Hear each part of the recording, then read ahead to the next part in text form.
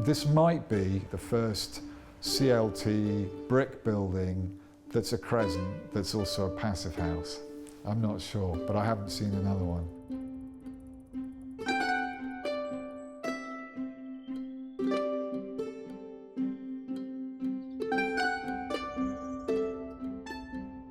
The brief that we were given was very simple: 24 apartments, 60 graduate rooms, ensuite rooms, and then some common room facilities as well. In a way, it's quite a progressive project in that it's having fellows, a community of fellows and students living together, and children. But overlaid on that was an ambitious environmental strategy, which the college had had good experience with Passivhaus as a means to creating low-carbon buildings. The site was composed of quite a few garages, a shed, very big shed, lots of tarmac, and then at the very front of the site was a triptych of 3 villas with green pan-tile roofs, which were maybe a little nod to the arts and crafts, but were in very poor condition and were not good places to live. So one thing that was true across all the design phases of this project was actually a really great relationship with Cambridge City Council's planning team and conservation team. So very early on we knew what was important to them in terms of town planning. Firstly, to emulate the original 3 villas, and so there was a triptych, a set piece facing onto the street. They were very keen for a pitch roof scheme, so moving away from the modernist towards a form of arts and crafts perhaps. Very certain about the maximum heights of 2.5 stories, and talking around views, greening, retention of trees, and actually one of the most important things of all was the retention of the building that we're sitting in, which was a lowly villa with a rather slightly pompous facade. We developed the idea of a courtyard created by crescents, and then the project really started to take hold, because we started to talk about quite a significantly deeper courtyard which was going to be open to the street, and so in a way as a slightly subversive response to the gated off courts of Cambridge colleges. The thing that was probably most exciting early on was how you could start to see long range deep views into the site, and you also can see this existing Victorian villa also from the street. So it becomes quite a giving project to the local community. We knew already that we were designing passive house buildings and needed to work with a very simple form. And so you're starting to look at relatively small windows and quite a lot of wall to decide what to do with. We started looking around at the arts and crafts references in the local area, and that will only take you so far. And so we went back and looked inside the courts and looking for a collegiate language. One particular college, St John's, is a very lovely example of red brick 3-story pitch roof walls, and achieved by the walls becoming dormers which finger in with the roofs. And so they're 2.5 stories, if you like. Once you're into the dormers, you start to need rainwater pipes. They become a really important part of the language. We tried to make these as sort of sculptural and proud as possible, so again, slightly subverting the norm. What was starting to evolve out of that was a very vertical scheme, and somehow that needed subverting slightly too.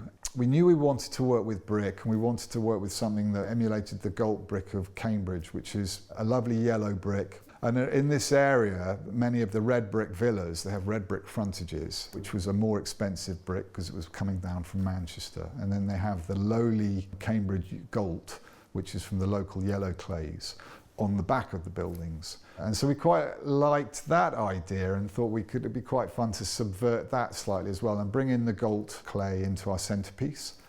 But something was missing, and the architecture needed something to bring it home, if you like. And so we started to think about ribbing the brickwork on the crescents, because we thought actually they are quite subtle curves, and it'd be quite nice to add some helpful lines of perspective so you can see their form. The central court has almost become a sundial. The court's on a south direct axis, and the smallest change in the sun path on these curved facades makes the shadows move very quickly. We sometimes forget about the sun moving and what we can be doing with our facade. So it's a sort of very delightful outcome. I can't really exactly say it was exactly what we were aiming for. Sometimes these things are more serendipitous than that.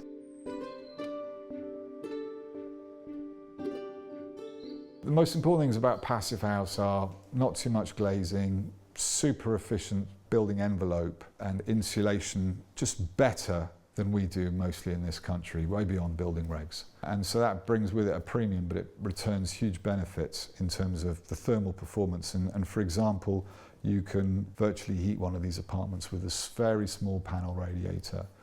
It's all that's needed because it's just not losing any heat. So we used our carbon calculator tool to assess the carbon load, if you like, embodied within the building, within the elements of its construction.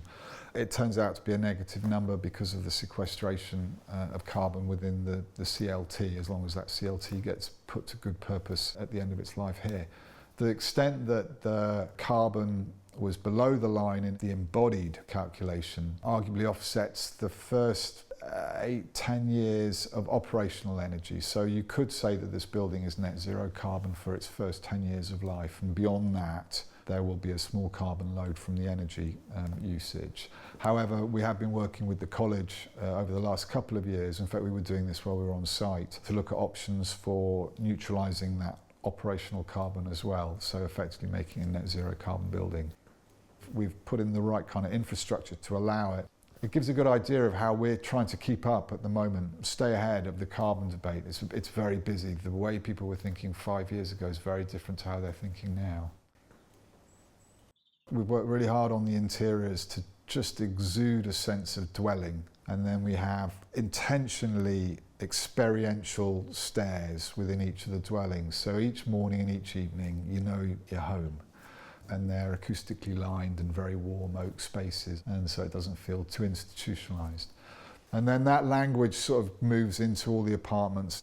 If you're designing for everybody, you aim towards a sort of neutrality and a calmness within the interiors. So very purposefully natural colors and oak and sort of simple timber linings. And that for me is just enough.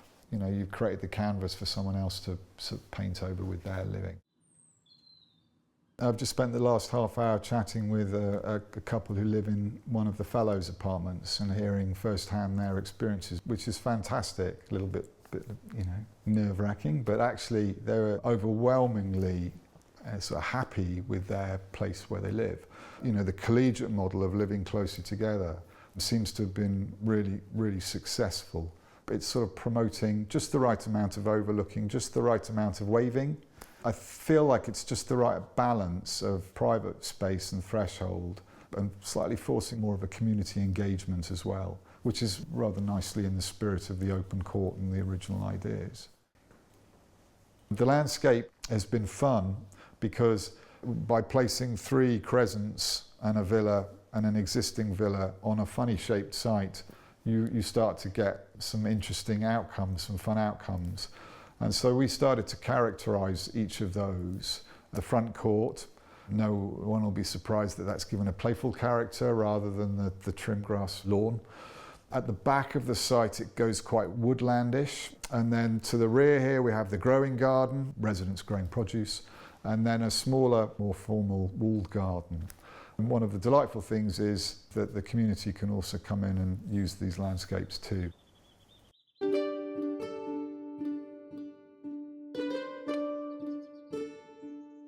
The architecture is irrelevant if the community isn't successful, and the jury's out until you're starting to feel how the community are working. I've heard incredibly positive things that we hadn't planned, sort of as well as things that we hoped for, around the sense of place and community and feeling well-being from a place, which you can never take for granted. And they respond to that idea of something looking like it belongs, but there's surprise and interest in it as well. And so those things line up really, a sense of community and permanence, albeit with a transient community, but a sense of place, and likewise within the architecture coming together. No big fireworks, just sort of somehow working, so I'm really, really proud of that.